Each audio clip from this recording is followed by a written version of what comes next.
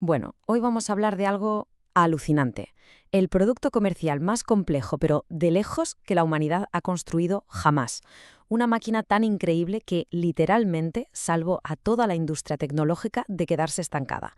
Y la historia de cómo se consiguió es que es espectacular. Para que nos hagamos una idea de la proeza, imaginen este reto. Somos diminutos, como una hormiga, y tenemos un láser que derrite metal. A nuestro lado pasa zumbando una gotita de estaño a 250 km/h y tenemos que acertarle. Pero no una vez, no, 3 veces. Y todo esto en 20 microsegundos. Suena a misión imposible, ¿a que sí? Pues bien, eso es exactamente lo que hace esta máquina. Y claro, una locura de la ingeniería como esta tiene un precio, pues igual de loco. Cada una de estas máquinas cuesta 400 millones de dólares. Por máquina. Para ponerlo en perspectiva, es una de las herramientas de producción más caras que se han fabricado en la historia. Una auténtica barbaridad. Lo que ocurre en su interior parece sacado de una película de ciencia ficción, de verdad. Al darle esas gotitas de estaño, el láser las calienta a más de 220.000 grados Kelvin. Ojo al dato, eso es casi 40 veces la temperatura de la superficie del Sol.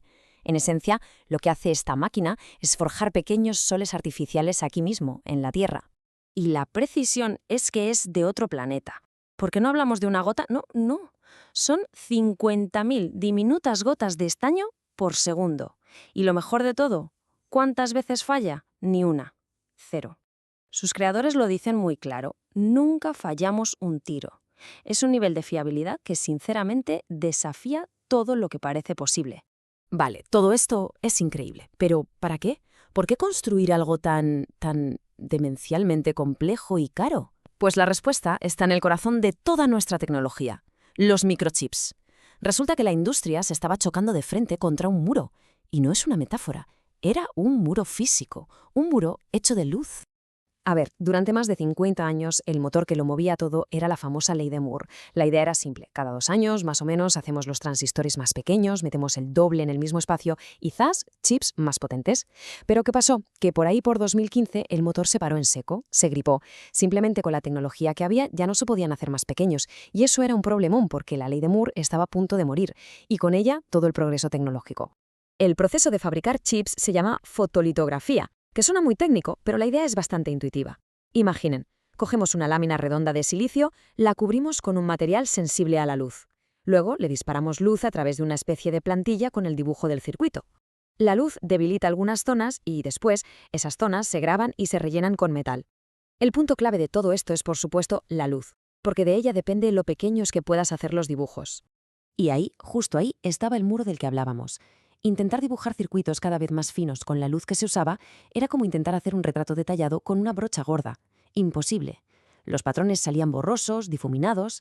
La única solución era cambiar de herramienta, usar un lápiz con la punta mucho más fina. Y ese lápiz era un tipo de luz con una longitud de onda muchísimo más corta, la luz ultravioleta extrema, o UV. Claro, decir usemos luz UV era muy fácil. Hacerlo, bueno, eso fue otra historia. No fue algo que se solucionara en un par de años. Fue una auténtica odisea que duró más de 30 años. Y todo gracias a un puñado de pioneros que se atrevieron a proponer algo que todo el mundo a su alrededor les decía que era, simple y llanamente, imposible.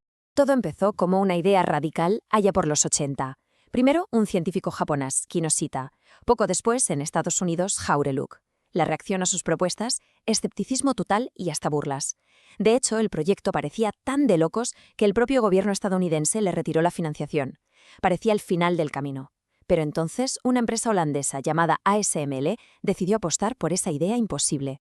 Imaginen la escena. Es 1986. Kinoshita sube al escenario emocionado. Acaba de demostrar que en teoría la litografía con este tipo de luz era posible.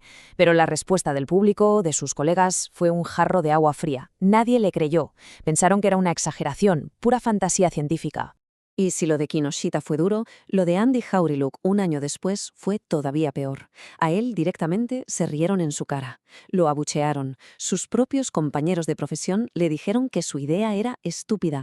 Él mismo lo ha contado. Fue el peor momento de su carrera. Esto nos da una idea del riesgo personal y profesional que estaban asumiendo. Pero a pesar de las risas y del escepticismo, la idea sobrevivió. Y la enorme tarea de convertir esa idea imposible en una máquina real y funcional recayó en los hombros de ASML. Tuvieron que resolver problemas de ingeniería que nadie había resuelto antes. El primero, y quizá el más loco de todos, era cómo crear un sol dentro de una caja de forma controlada. El reto se dividía fundamentalmente en 3 problemas gigantescos. Primero, ¿cómo narices creas luz UV que sea potente y estable si no existe de forma natural en la Tierra? Segundo, esta luz es tan energética que atraviesa los espejos normales como si nada, así que, ¿cómo la reflejas? Y tercero, si usas estaño para crear esa luz, lo vas a vaporizar. ¿Cómo evitas que los restos de metal acaben destrozando los espejos, que por cierto, cuestan una fortuna? Y vamos a pararnos un momento en lo de los espejos, porque es increíble. Para reflejar una luz con una onda tan corta, no podía haber ni la más mínima imperfección. Tenían que ser, literalmente, los objetos más lisos jamás creados por el ser humano. La analogía que usan es brutal. Si uno de sus espejos fuese del tamaño de Alemania entera, el bache más grande que encontraríamos sería de solo 1 milímetro. 1 milímetro. Es una suavidad a nivel de átomos. La solución para generar la luz fue un golpe de genialidad, un momento eureka total. En lugar de un solo pulso láser, decidieron usar 2. El primero, más suave, golpea la gota de estaño y ¡paf!, la aplasta. La convierte en una especie de tortita. Y justo en ese instante, un segundo láser mucho más potente la pulveriza, creando una explosión de plasma perfecta, mucho más eficiente y sobre todo mucho más limpia. Y la física que hay detrás de esto es asombrosa. Cada una de esas 50.000 explosiones por segundo es, en esencia, una mini supernova. Y no es una forma de hablar. Los ingenieros descubrieron algo increíble. La onda de choque que se produce sigue exactamente la misma fórmula matemática que se usa para estudiar las supernovas de verdad, las que explotan en el universo. Así que, después de décadas de trabajo, de callejones sin salida, de que todo el mundo les dijera que era imposible, al final lo consiguieron. La máquina funcionó. Y su éxito, más allá de la tecnología, nos deja una lección muy importante sobre qué es realmente la innovación. Porque claro, una cosa es que algo funcione en un laboratorio y otra muy distinta es que sea rentable. Y vaya si lo fue. La máquina final es una bestia capaz de procesar unas 185 obleas de silicio cada hora, sin parar, día y noche. Al final, esa locura de idea no solo era posible, sino que también era un negocio increíble. Y aquí llegamos al punto clave de toda esta historia. A día de hoy, esta máquina es la columna vertebral de toda la tecnología moderna. No es una exageración. Cualquier smartphone de última generación, cualquier ordenador potente, los servidores que mueven Internet, todos los chips avanzados que llevan dentro se fabrican con una de estas máquinas. Sin ella, el progreso se habría detenido.